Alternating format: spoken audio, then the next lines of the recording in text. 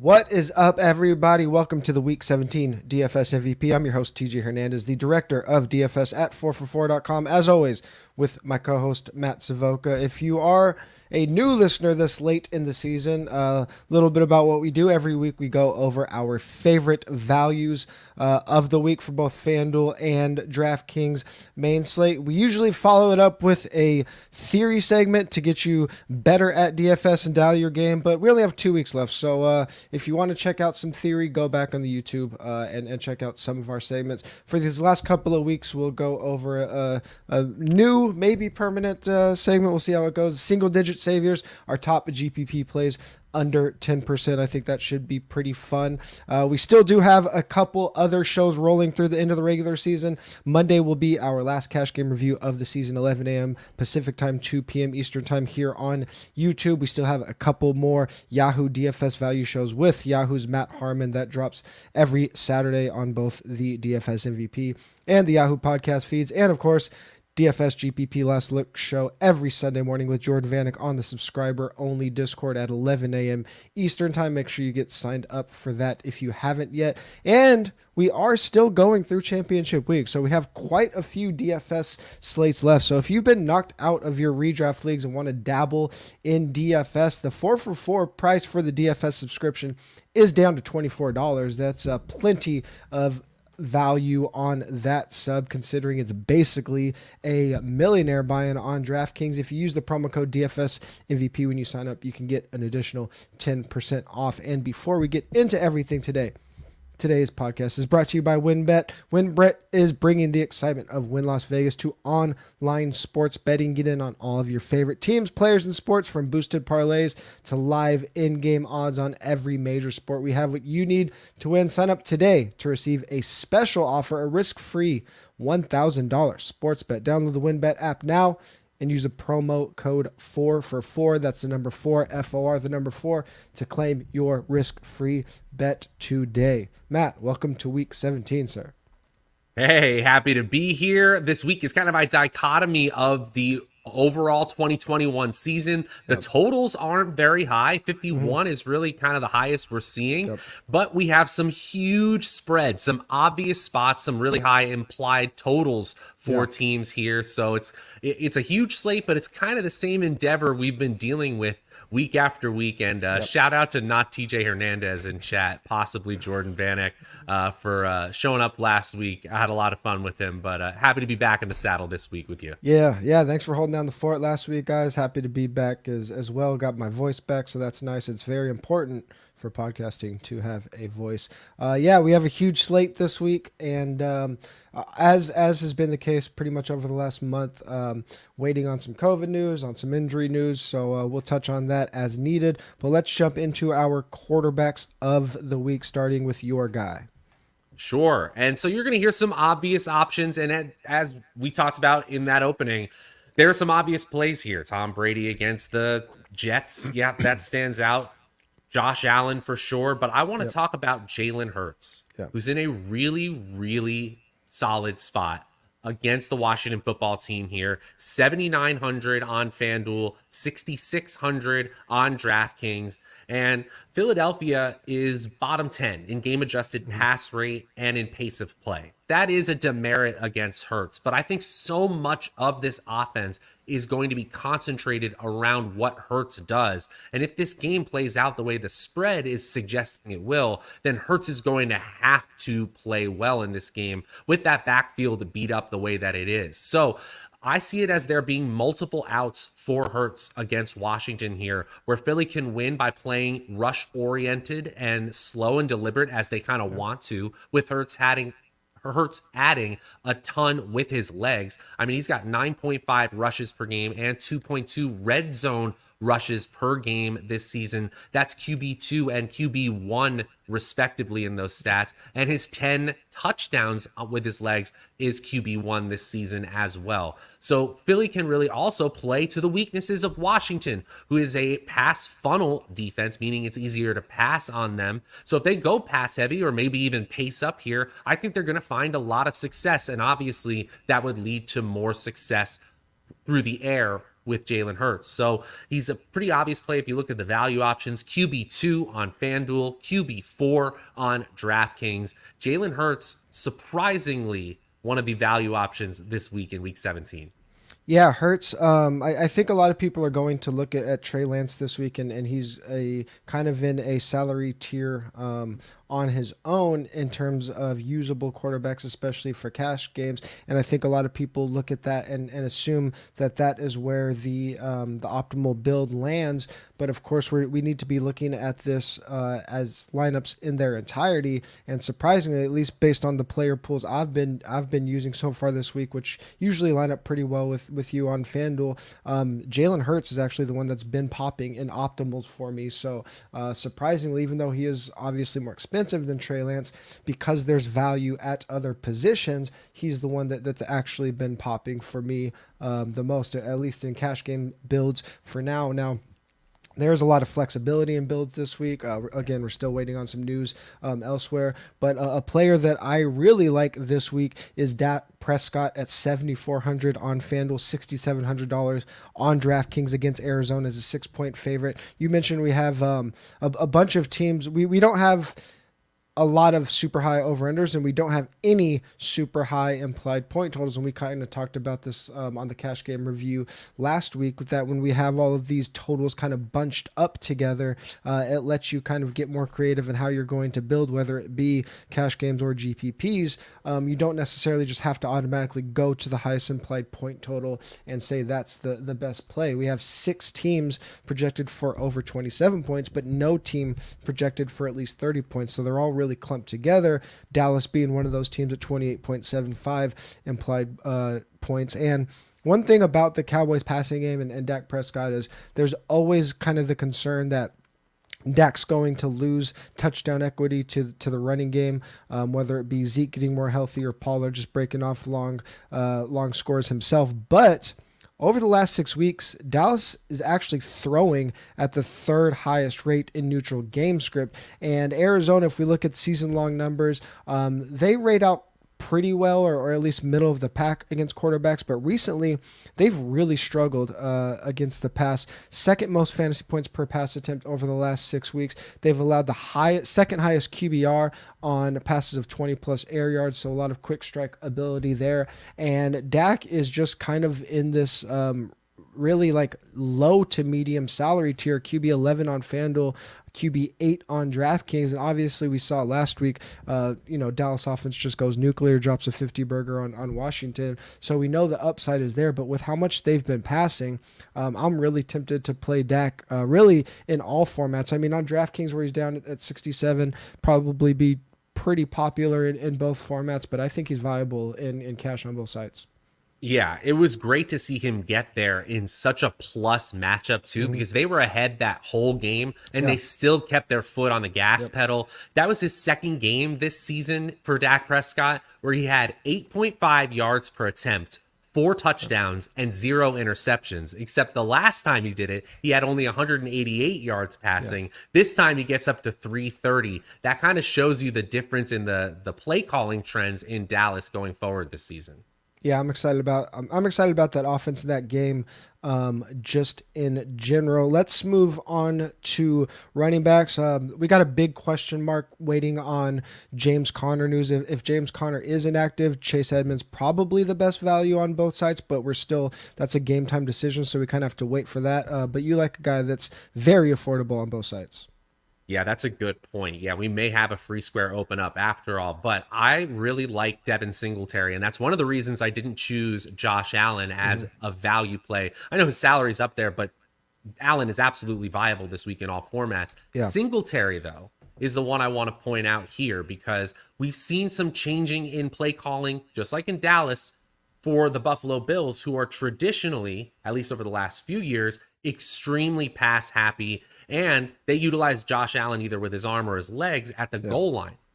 Now that's starting to shift a little bit with Devin Singletary. The last few weeks, 61% of all rushes and 76% of all red zone rushes. That's including Josh Allen. So that's really encouraging trends here for a team where I typically stay away from the running back core if I don't get quality opportunities, which I count as targets and as rushes inside the 10.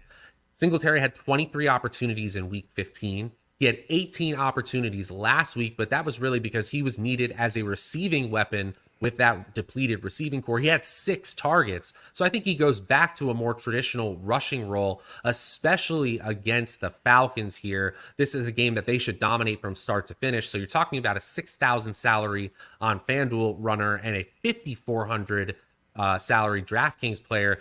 He's as close as we have to that free square this week. Yeah, I like him, especially if James Conner plays, and then we'll talk about a little bit more about Antonio Brown. If Antonio Brown is out, like those are probably the 2 biggest values on the slate. So if those become unavailable to us, I think Singletary is probably the most reliable option in terms of opening up salary. I will say that we have him projected for relatively high ownership. I think I might even bump it up more just depending on how injuries and COVID things shake out. So he is a play that I think he's that kind of tough play where I think there's a lot of game scripts and avenues where he hits salary. He's kind of a player where if he ends up in like 20% of lineups, I don't know if he's the ceiling GPP play that I like, especially at that ownership. But as far as a value play, opening up salary, he makes a ton of sense this week. Totally agree. I think the ceiling, Josh Allen's the one with the ceiling in that offense and his receiving core.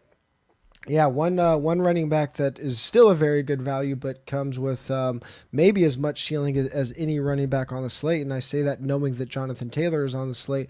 David Montgomery at $7,200 on FanDuel, $6,500 on DraftKings. He's one of 3 backs with at least 85% of his team's backfield touches over the last month, and he should be in a very good game script in a game where the Bears are favored by 6 points over the hapless Giants. We've seen Montgomery in that stretch where he has seen that huge chunk of backfield touches, 23 plus touches in 3 of his last 4 games. And one thing that's really been a boon to his value is that he's been a huge part of the passing game with Justin Fields sideline. He's the only back, Montgomery is, with a target share of at least 20% over the last month. That's coming from 7.8 targets per game. So I think maybe as we're recording this, we got confirmation that Justin Fields is officially out. But I mean, it pretty much sounds like there's no way he plays. Even if somehow he does, I mean, the game script for David Montgomery, the workload he's getting,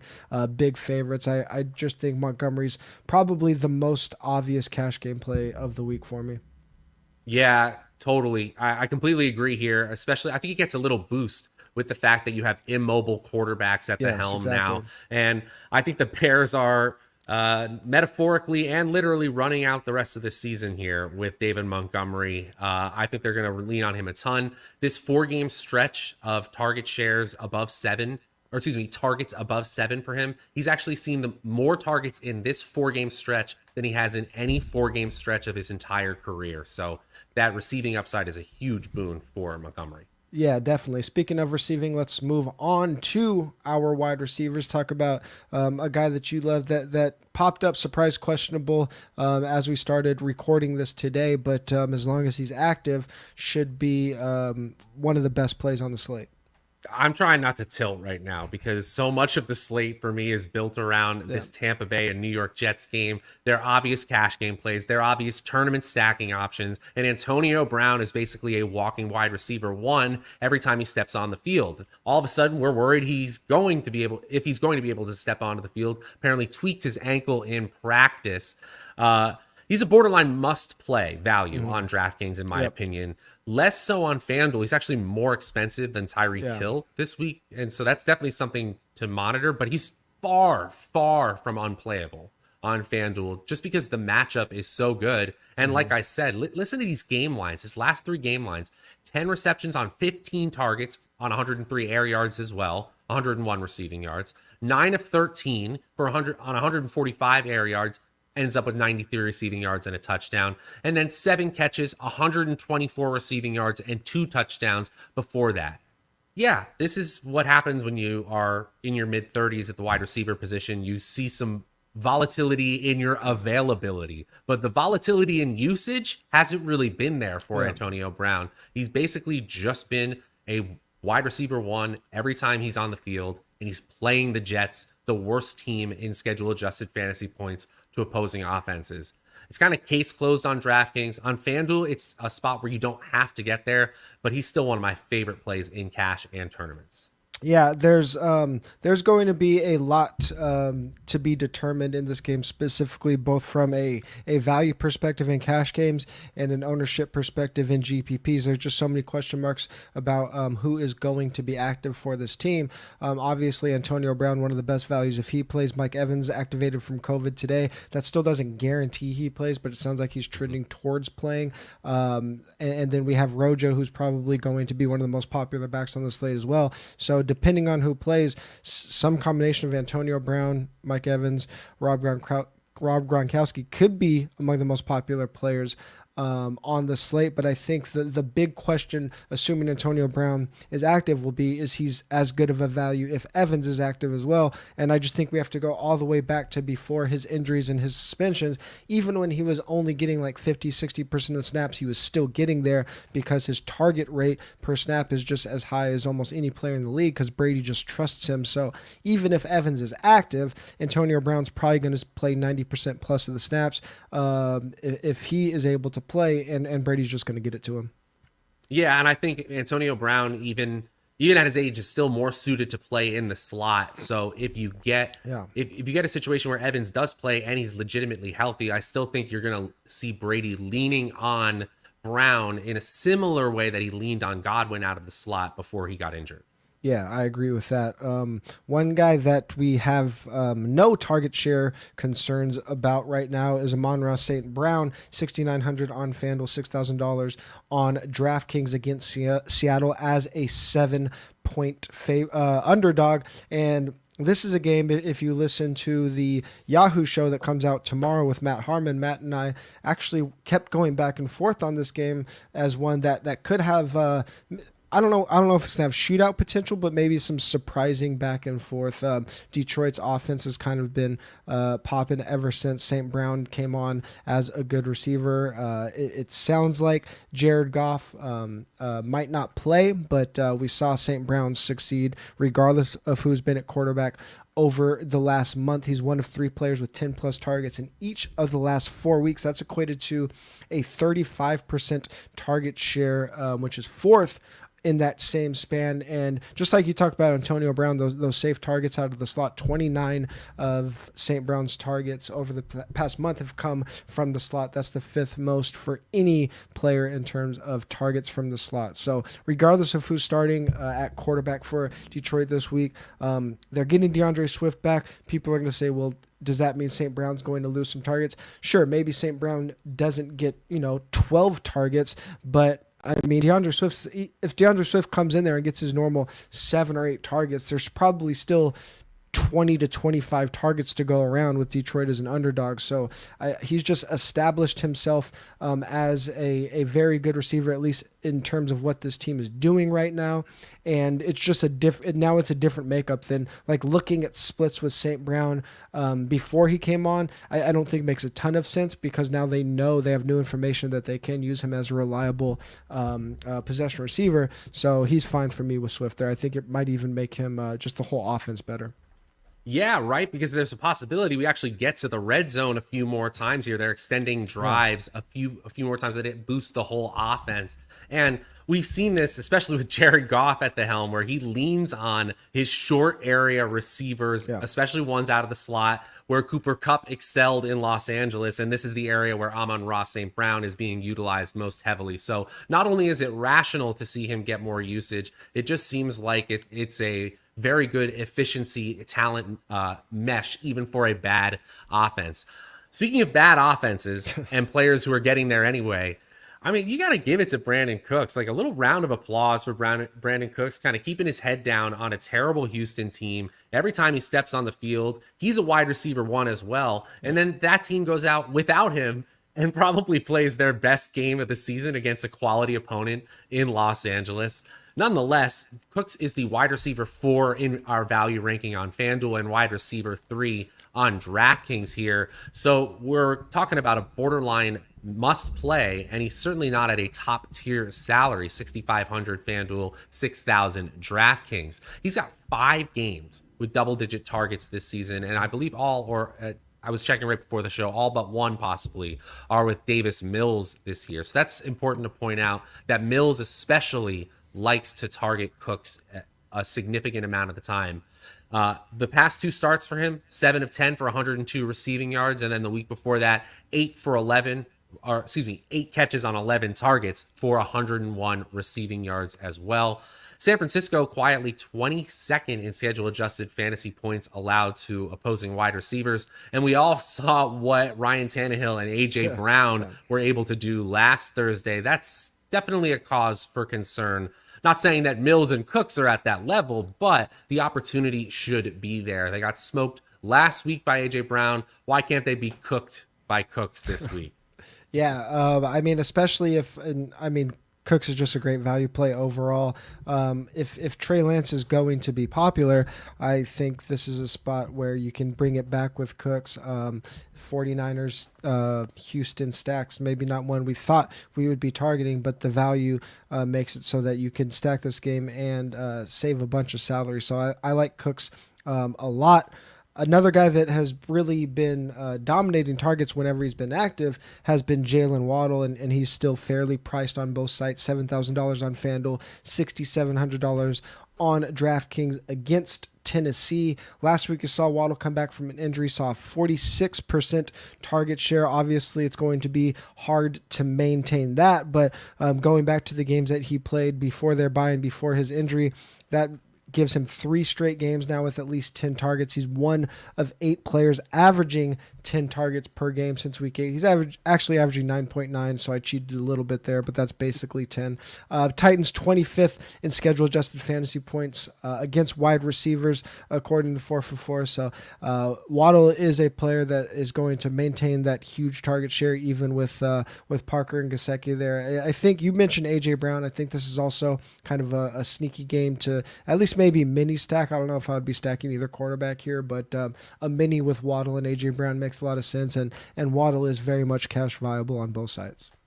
100%, especially on DraftKings where you get that full point per reception with Waddle. And I wonder how much of this was Marshawn Lattimore, but basically that 3-headed monster in that Miami passing game turned into a 2-headed monster. Yeah. Parker wasn't utilized at all last week. Again, it was a weird game script, but still, it was a really weird game script. Yeah, but still plus for Waddle overall. Yeah, absolutely. Earlier we talked about Jalen Hurts as one of your favorite plays of the week. You like another player in this offense as your primary tight end play. Yeah, and Devonta Smith got there last week, but I'm going back to the well with Dallas Goedert. Tight end 2 on both sites in our value ranking. He's my favorite stacking option with Hurts, and I have no problem doing it in cash. Washington is 22nd in schedule-adjusted fantasy points allowed to tight ends, and well below average to opposing offenses and receiving cores overall this season. Goddard has been excellent. He's gotten solid air yards, but he's also great after the catch. His 5 yards after the catch per target this season is 4th best among tight ends. He's 1st in yards per reception, 1st in targets per route run, and he's 2nd in yards per route run. And here's a big thing, especially for a young quarterback like Jalen Hurts. He's 2nd in target separation at the position. So you don't have to throw him open. He gets open on his own, and he should have no problem against this Washington secondary that has struggled all season against opposing passing attacks. So it's a situation where the only reason I'm scared to play Dallas Goedert or your value option is because of how loaded this tight end slate is. We're not necessarily talking about players like Kittle, Andrews, and Kelsey, and they're all here, but we've got some really solid value plays. I think Dallas Goedert could easily match their ceiling this week. Yep, on FanDuel, Travis Kelsey's at 82, Mark Andrews is 87. It's tough to get to them, but I definitely think there are some paths for you to get there. On DraftKings, I think this is kind of the sweet spot for cash games. I think the priority in cash games on DraftKings is to lock in Cooper Kupp and figure out everything else from there. So there's quite a few tight ends in this range on both sides, but again, especially on DraftKings, it just really feels like the sweet spot. The guy that I'm looking at in this range is Zach Ertz, 5,500 FanDuel, 5,200 on DraftKings. He has averaged 8.3 targets per game over the last month, and that's went up even more over the last 2 weeks since DeAndre Hopkins was declared out for the season. 11 plus targets in those 2 games, equating to a 28% target share. He's third among all tight ends in expected fantasy points per game, based on the 4-for-4 breakout receiver model that you write up every week. And I already mentioned Dak Prescott. I think this is a very good game environment to target. As we mentioned, there aren't a ton of huge over-unders on the slate, but I think there are a lot of paths for this game to be the shootout of the week. I really like targeting passing games on both sides in this one, and Ertz he's the safest play on the Arizona side this week. Yeah, I really like game stacking this game too, because you can get super contrarian with it. The rushing attacks are just straight up contrarian unless we get that free square and Chase Edmonds. And the passing attacks could easily make this 51 point total seem completely ridiculous here. So if you told me this was the game that went the most over its total, I completely agree there. Love Zach Ertz, especially since Hopkins left the lineup.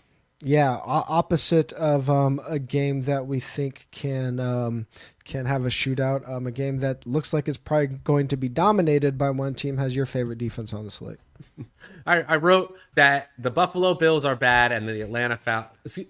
Got it wrong. I got it wrong. It's right here on the page. The Atlanta Falcons are bad and the Buffalo Bills are good, and that's pretty much how easy it is. Especially at 3,500 on DraftKings. I mean, our work here is done. Yeah. 4,500 on FanDuel, the becomes a little more difficult, but their top value on both sites. Yep. Buffalo is DST2 in schedule adjusted fantasy points to opposing offenses, and they're really competing against New England for that number 1 spot. Yep. And Atlanta is 22nd in schedule adjusted fantasy points allowed to opposing defenses. So a huge mismatch, and that's exactly what the Vegas total and spread is showing us. They're a massive run funnel defense, the Buffalo Bills are, but Atlanta probably isn't going to be able to take advantage of that. They're 30th in yards per carry allowed, and irrationally, they're not even getting players like Cordero Patterson involved in the passing game anymore. So if you're going to take Patterson's hybrid role away from him and just make him a pure rusher, he's really no better than Mike Davis back there. Yeah. Buffalo is number 1 in yards per pass attempt allowed and number 3 in points per play allowed. They're still incredibly stingy despite the injuries in the secondary. Maybe because of their popularity can cross them off in tournaments, but I'm not sure. Even with the injuries here, it looks like a spot where it's hard to predict, but you could see 2 or 3 turnovers and maybe 1 going in the end zone. Yeah, they'll be chalky-ish.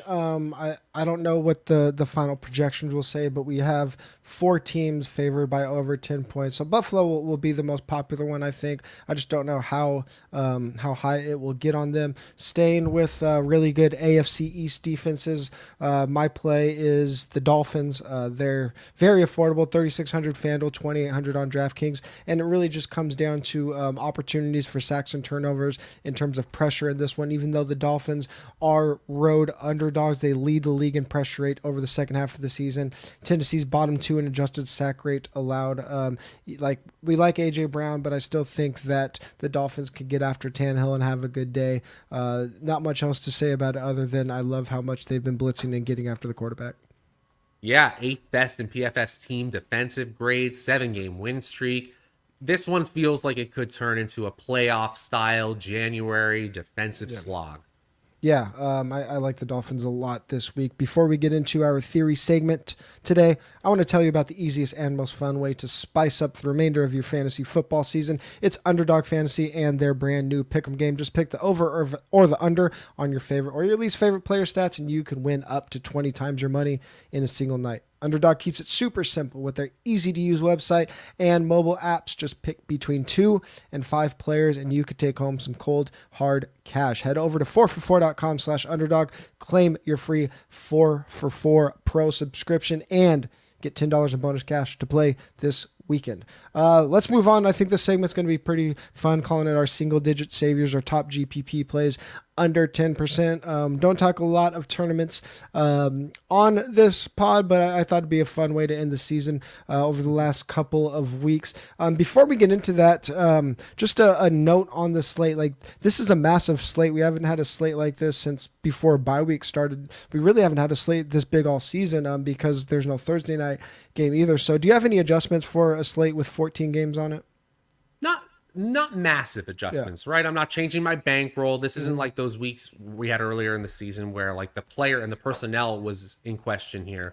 There's just a lot of situations that I don't think necessarily warrant so much attention unless you're trying to take down like a massive field tournament. So one thing I might just do in general is just ignore games. And this goes back to one of the lessons we talk about in our cash game review podcast, where we let others make mistakes. Let's let others get overly contrarian, especially when we have these smash spots like the Bills against the Falcons, like the Buccaneers against the Jets. Let's just lean on that and then get contrarian with 1 or 2 plays as well.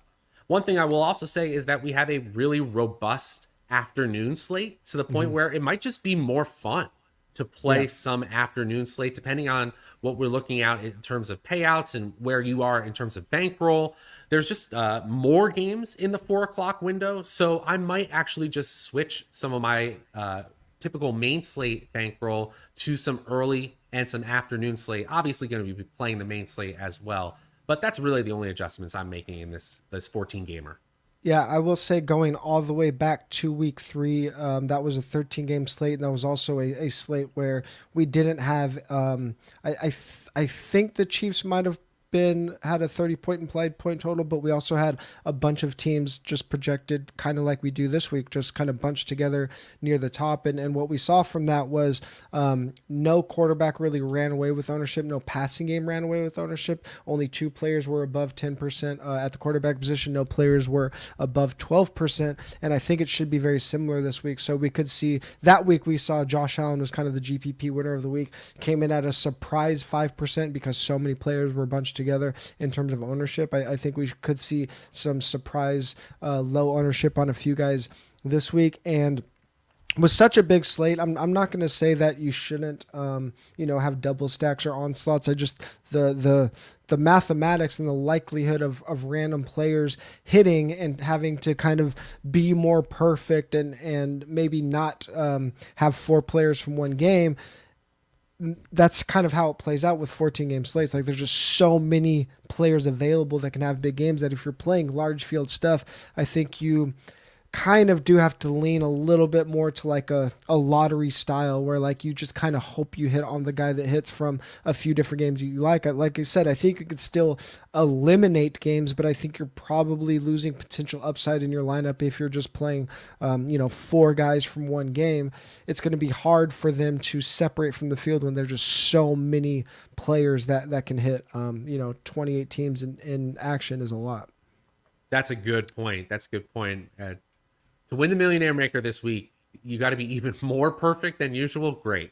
Yeah, exactly. All right, let's jump into some guys that some tournament plays that you like. Again, we'll just go through these kind of quick, have some fun with it. But who's someone you're looking at for tournaments this week? Sure. I'll start with Tyler Lockett here, a plus matchup against Detroit. Maybe a little bit of weather concerns. We're seeing wind sort of hovering around that 13 mile per hour range. If it gets over 15, I might change my tune. But Lockett was very adamant saying that he lost weight. He was out of breath when he came back from COVID. He's getting healthier now. They're touchdown favorites, and Detroit is 31st against the pass this year. I hope that Russell Wilson and this passing offense can figure it out. I think Lockett has a 100-yard game in him for sure. Yeah, one of the reasons Russ has been one of the most, if not the most efficient passer in recent history, is because he's been the best deep ball passer in the league. I would say better than anybody. And they haven't hit on those a ton, but he still, since coming back from injury, does lead the league in deep ball rate, percent of passes of 20 plus air yards. So if they connect on a couple of those, big game there.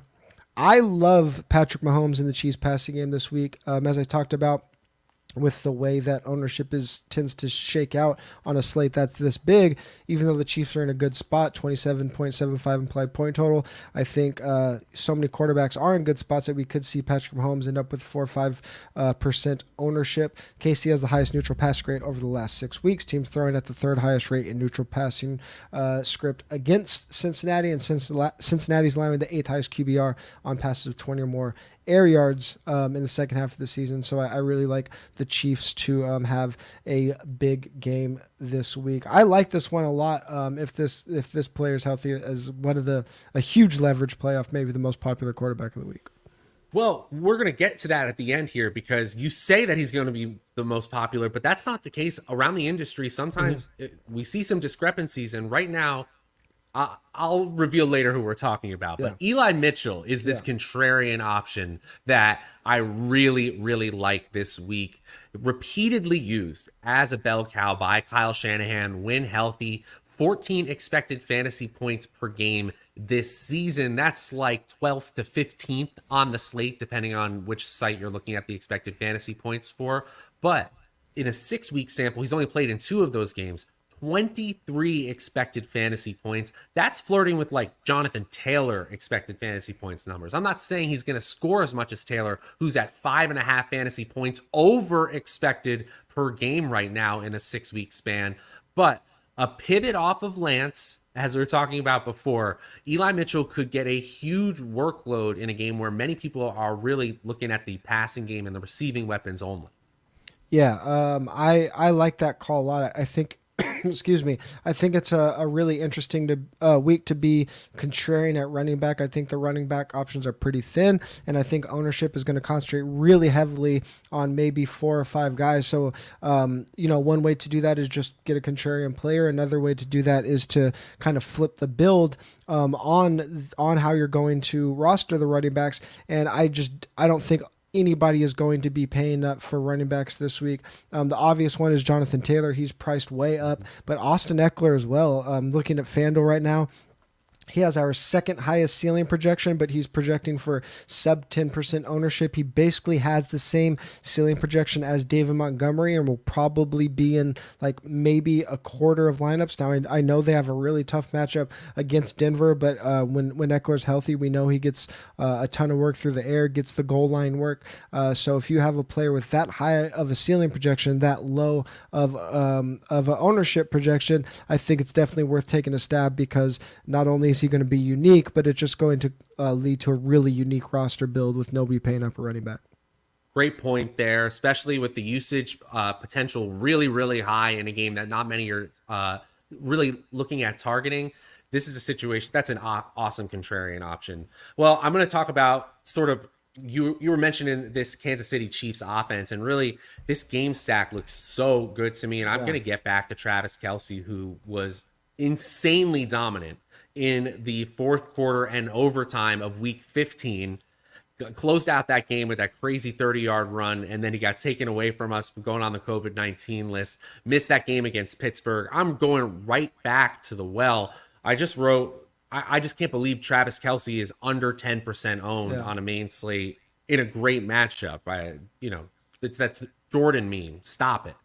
Stop it. I think on FanDuel, maybe he gets above 10%. I just think the weird thing is that with him and Andrews kind of similarly priced, I think people are going to want to get to Andrews too. And on DraftKings, it's going to be really hard to pay up for tight ends. So I think his ownership has a kind of a wider range of outcomes. But overall, just the Chiefs in general, I don't think are going to have nearly as much ownership as they should for a team in a spot like this. I think that the Chiefs are probably one of my 2 favorite teams to stack. Another one is the Cowboys. I already talked about Dak a bunch, and Dak is just really interesting because he no matter how good of a spot he comes in, he just never seems to come in chalky, never projects high. And I think it has a lot to do with it's hard to figure out who to stack him with, just because their target share in Dallas is so fragmented. And then people always think that he is going to lose touchdown equity to the running backs, which is definitely a possibility, but I already laid out how much they've been passing in recent weeks. I really like stacking him with Michael Gallup this week. I touched on the fact that that the Cardinals have been really struggling against the deep ball in recent weeks. Gallup leads the team in average depth of target over the second half of the season, 12.9 average yards per target on that. Leads the team in expected fantasy points per the 4for4 breakout model, but he's performing about 40% below expectation in recent weeks. So he has some positive regression notes on him. So I like a Dak Gallup stack, and you're saving some salary with it too, because Gallup's pretty affordable on both sides. Yep, rip to all my Dak and Gallup stacks in season-long fantasy football. I didn't make it, but I really do like it this week. Yeah, you like another receiver in tournaments. Yeah, this is a solid contrarian play. I know it doesn't look quite as good as last week. He had 8 for 82. Michael Pittman is who I'm talking about. Yeah. Indianapolis is playing the Las Vegas Raiders, and they're healthier at the wide receiver core than they were a week ago. But I think Michael Pittman is going to be a contrarian tournament option for the rest of the season, the way that we're looking at the Indianapolis offense leaning on Jonathan Taylor. Obviously, Taylor is a strong play, but when he fails and Indianapolis doesn't fall completely on their face, it's likely because Michael Pittman succeeded. And now I know that their quarterback position is in flux this week. It's really about the fact that I'm starting to believe that you can have an 8-9 reception floor for Pittman when teams are successful in taking away Taylor. Not saying Las Vegas is going to be able to do that this week. They're 6.5-point underdogs. Taylor's fine by all stretches. He's great, but I think Pittman can be a really, really great tournament play as well. Yeah, the concern for Taylor is that their offensive line is in shambles. If it ends up that Carson Wentz isn't playing, nobody is playing Michael Pittman. So I think you can use him as a one-off. Another one, Stephon Diggs. I mean, there really isn't much to say about it. Anytime you can get Diggs at sub 10% ownership, which I think he could end up as, you want to play him. I think a lot of people are going to be, especially if Emmanuel Sanders is out, a lot of people might go back to that Gabriel Davis. We saw McKenzie have a big game last week. Beasley's coming back. Dawson Knox has been a good touchdown guy. So I think all of a sudden, kind of similar to Dallas, there's just so many players you could stack with Josh Allen. If you're playing Allen, you're going to want to save salary somehow. I think that's going to move a lot of people to play some combo of Beasley, Knox, Gabe Davis. But Diggs, I mean, I'm fine taking on a bunch of salary and a skinny stack with Josh Allen and Diggs this week. Yeah. They are good, and Atlanta is bad, in case we forgot. This last one for me is a chalk player. Yeah. And I wanted to bring him up for the reasons that you actually brought up in the beginning of this segment, which is the flattening of ownership, particularly at the onesie positions, where we have only one player on DraftKings right now, based on my latest projections, who is going to be over 10% owned at the quarterback position. On FanDuel, it might be a little bit different. But right now, the chalk value option in Trey Lance is looking like 7% projected ownership. Now, certainly in cash games, this is going to be higher, right? You need to contextualize ownership projections wherever you're getting them from around the industry here. It's an obvious value play, so people are going to flock there. But on a week like this, obvious play does not mean super popular play just because the builds get so differentiated with so many games on the slate. This is a great spot, which is why he's becoming popular at the position, and his salary is incredibly low. The number 3 offense via team PFF offensive grades versus the number 29 defense in the Houston Texans. Yeah, they showed up last week, but PFF is certainly not giving them any love at all. Trey Lance technically makes this list, even though he's going to be chalk in certain situations. No, on FanDuel, I mean, we just don't see these super cheap quarterbacks get huge ownership numbers because you just don't have to pay down on FanDuel. On DraftKings, I think the thing that could keep his ownership in check is Tyler Huntley. They're not the same. They're not close in salary. They're 600 apart, but Tyler Huntley is a sub 6K guy. So I think when people are just kind of thinking in terms of pay down, I think they could cannibalize each other's ownership a little bit. So I'm fine with that. And Trey Lance is interesting because you can get really unique with him in terms of like he is a potential naked quarterback build guy. So that's interesting as well. My last play is kind of contingent on all of those players we talked about on the Buccaneers, who's active and who's not. Rob Gronkowski, my favorite way to play Gronk is if Antonio Brown plays and Mike Evans doesn't, because then we'll get huge ownership on AB and Rojo. I think probably with the game time decision, we're going to see Antonio Brown be less chalky than we'd expect no matter what. But even if, as long as Evans plays, I don't think Gronk draws huge ownership numbers. Now, the bad situation, if Evans and AB are out, then Gronk is probably crazy chalky. But I just want to bring it up just to keep an eye on this game. Gronk's coming off of a dud. We have we have Kelsey and Andrews in spots that are probably going to draw some ownership, even though Gronk isn't as expensive as them.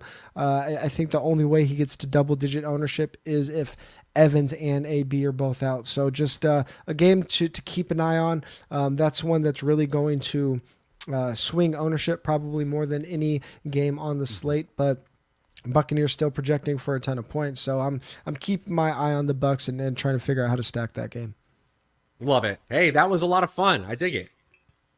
Yeah, I think it'll be a fun way to close out the season over the next couple of weeks. If you're watching, please stay with us over the next couple of weeks. Please support us by liking us on YouTube and following the 4for4 channel. And if you're listening on the audio, please give us a 5-star rating and review on iTunes. Make sure you're checking out our other shows that all go through next week. We have our cash game review here on YouTube, still doing our Yahoo DFS value plays with Matt Harmon on both the DFS MVP and the Yahoo podcast feeds. And of course, Sunday morning GPP Last Look show with Jordan Vanek on the subscriber only Discord. If you haven't signed up, price dropped to $24 for the rest of the season. Please follow us on Twitter. 4for4 is at 4for4 football. Matt's a Draftaholic. I'm at TJ Hernandez. Good luck in week 17.